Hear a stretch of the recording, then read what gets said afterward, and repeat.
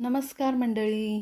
चला, मस्त उन्हाळा खूप वाढलेला आहे. अशा उन्हाळ्यात थंडगार काहीतरी प्यायला, मस्त आईस्क्रीम खायला सगळ्यांनाच आवडतं. मग ते लहान असू देत किंवा मोठे असू देत. तर मस्त आपण घरात आहे त्या साहित्यामध्ये मस्तपैकी फालुदा कसा बनवायचा आजच्या व्हिडिओमध्ये बघणार आहे. तर व्हिडिओ स्टार्ट टू एंड नक्की बघा, कुठेही स्किप न करता बघा.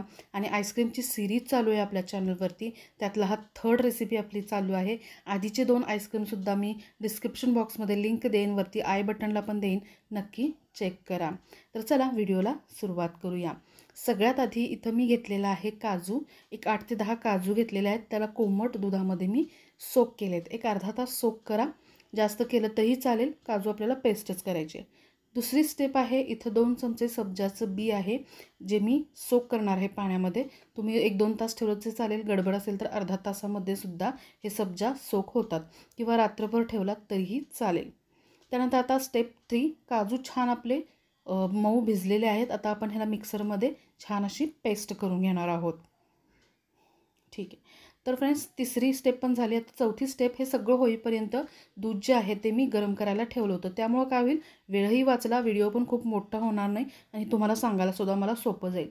तर आता हे दूधसुद्धा आपल्याला 1 लिटर दूध मी घेतलेलं आहे. त्याला आटवून आपल्याला पाऊण लिटर किंवा अर्धा लिटर केलं तरी चालेल. अगदीच बासुंदी करायची नाही आहे. आपली वाटलेली काजूची पेस्ट ह्याच्यामध्ये ॲड करायची आहे, छान मिक्स करायचं आहे. आणि आपल्याला हे चिल करायचं आहे. म्हणजे हे सगळं मिक्सर झाले की आपल्याला हे चिल फ्रीजमध्ये ठेवून थंड करायचं आहे. आता ह्याच्यासाठी आपण 1 वाटी साखर याच्यामध्ये ॲड करूयात, थोडं गोडवा येण्यासाठी. साखरेचं प्रमाण तुम्हाला गोड हवं असेल तर तुम्ही थोडंसं वाढवू शकता, कमी हवं असेल तर थोडं कमीसुद्धा करू शकता. तर हे दूध आपल्याला फ्लेवरसाठी करतो आहे आपण, ह्याच्यामध्ये आपल्याला फालुदामध्ये घालण्यासाठी. त्यासाठी ह्याला खूप असं आटवायला पाहिजे, घट्ट व्हायला पाहिजे, बासुंदी खीरसारखं असं काही नाही आहे. तर आता हे दूध आपलं छानपैकी उकळून तयार आहे फ्रेंड्स. ह्याच्यामध्ये थोडीशी विलायची पावडर एंडला घालूया, नीट मिक्स करूया हे फ्लेवरफुल दूध. आणि आता ह्या दुधाला आपण थंड करायला ठेवणार आहोत. रूम टेम्परेचरला आधी थंड करा आणि नंतर फ्रीजरमध्ये तुम्ही थंड करू शकता, तुम्हाला गडबड असेल तर. छान 1-1.5 तास तरी मी थंड केलेलं आहे. थंड केल्यानंतर ह्या दुधाला अशी वर साय येते फ्रेंड्स, मी तुम्हाला दाखवते. हे बघा, असं घट्ट होतं आणि साय येते आपल्याला. त्यामुळे हे फालुदामध्ये मिक्स करता येणार नाही. त्यासाठी ह्याला काय करायचं, आपण मिक्सरच्या भांड्यामध्ये, ज्युसरमध्ये किंवा तुम्ही ब्लेंडरनंसुद्धा बीट करू शकता. तर हे मी ज्युसरमध्ये घातलेलं आहे. ह्याला छान फिरवून घेणार आहे, जेणेकरून जे वर साय वगैरे आलेलं आहे ते छान एक फ्लोईंग कन्सिस्टन्सी तयार होईल. इन शॉर्ट, हे आपलं काजू शेक मस्त थंडगार तयार आहे. आज एका व्हिडिओमध्ये आपल्याला 2 रेसिपी बघायला मिळणार आहे.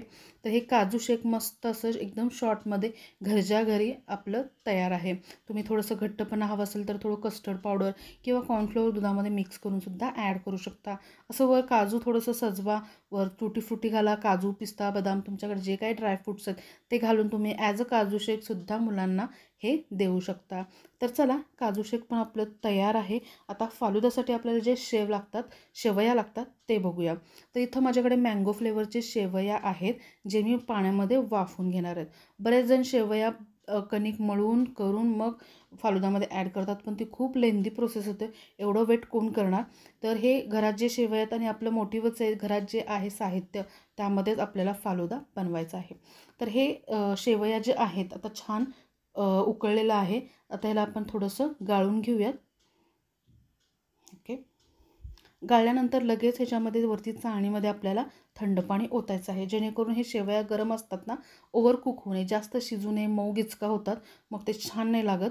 तर ते एकदम स्टिकी होऊ नये, मोकळे राहावे म्हणून आपल्याला थंड पाणी घालायचं. आणि ह्यातसुद्धा आता आपण थोडंसं थंड पाणी घालून हे शेवया साईडला ठेवूयात, जेणेकरून हे एकदम स्टिकी होणार नाहीत.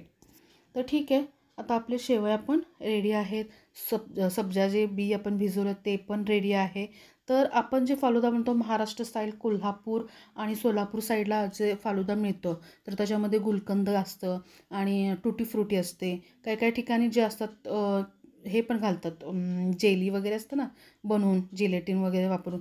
तर काही ठिकाणी जेलीसुद्धा वापरतात, पण आपल्या ह्या महाराष्ट्र साईडला गुलकंद, त्यानंतर चेरी, शेवया, सब्जा असं वापरून केलं जातं.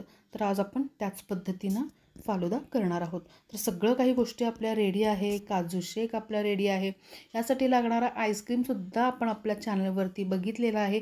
तेच आईस्क्रीम मी इथं वापरणार आहे. लिंक मी डिस्क्रिप्शन बॉक्समध्ये देत आहे, वरती आय बटनमध्ये सुद्धा देणार आहे. चॉकलेट फ्लेवरचा आईस्क्रीम, त्यानंतर व्हॅनिला बेस बनवून त्यापासून बटरस्कॉच, मँगो आणि रसमलाई असे 3 फ्लेवरचे आईस्क्रीम आपण बघितलेलं आहे. ते सुद्धा तुम्ही चॅनलवरती चेकआउट करा. चला तर फालुदा आपल्याला कसं तयार करायचं आहे ते बघूया. तर फालुदामध्ये मोस्ट ऑफ लेअर असतात. तर फर्स्ट लेअर मी इथं शेवयाची घातलेलं आहे. कमी जास्त तुम्हाला कसं आवडतं त्याप्रमाणे तुम्ही कमी जास्त शेवया ॲड करा.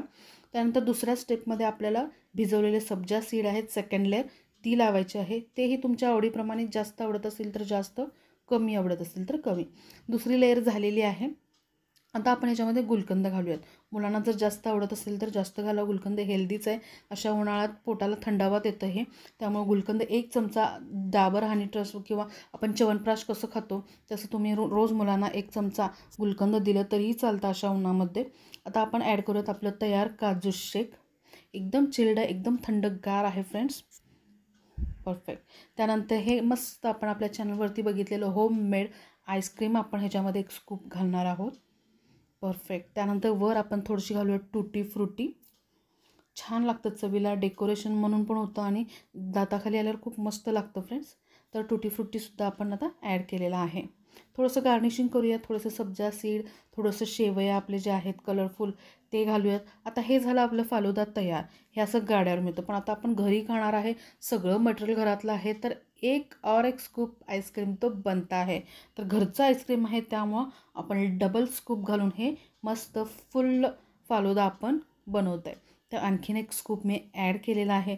तर इथं तयार आहे मस्त अशा उन्हाळ्यासाठी थंडगार असं घरी बनवलेलं मस्त असं हायजेनिक आपलं फालुदा तयार आहे. जे काही घरात साहित्य आहे त्यापासून बनवलेलं आहे. रेसिपी जर आवडली असेल तर चॅनलला लाईक करा, शेअर करा, सबस्क्राईब करा, तुमच्या फ्रेंड सर्कलमध्ये शेअर करा. मी भेटेन अशा थंडगार रेसिपींसोबत. तोपर्यंत धन्यवाद.